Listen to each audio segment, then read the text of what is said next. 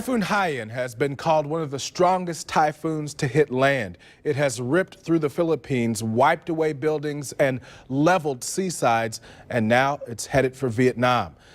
We've got team coverage for you this morning on that typhoon. We start with 24-hour News 8's Coco McAvoy. So Coco, what's the latest this morning?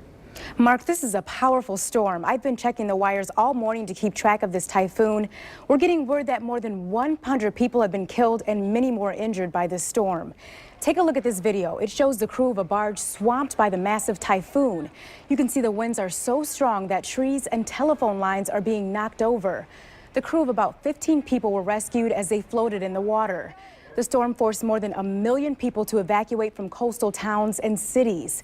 Officials say communication has been severed, making it difficult to know for sure just how many people have been impacted by the storm. This is a story that we will be staying on top of throughout the day, and I'll keep checking the wires to give you any updates.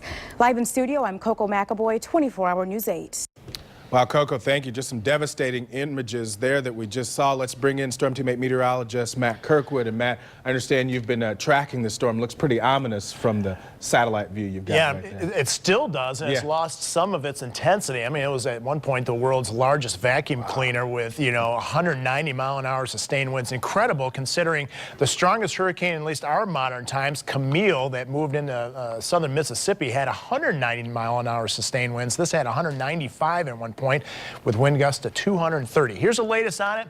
Moving into the South China Sea, you can see it's lost its distinct eye, which is a good sign. It means it's not as intense, but it is taking aim, it looks like, on the Vietnam, and it's going to weaken a little bit more. Possibly by the time it moves into northern Vietnam, it should be about a Category 2, maybe 1 status, but overall nothing as severe as it was and when it hit the Philippines. And by the way, that when it did hit the Philippines, it impacted 4 million people.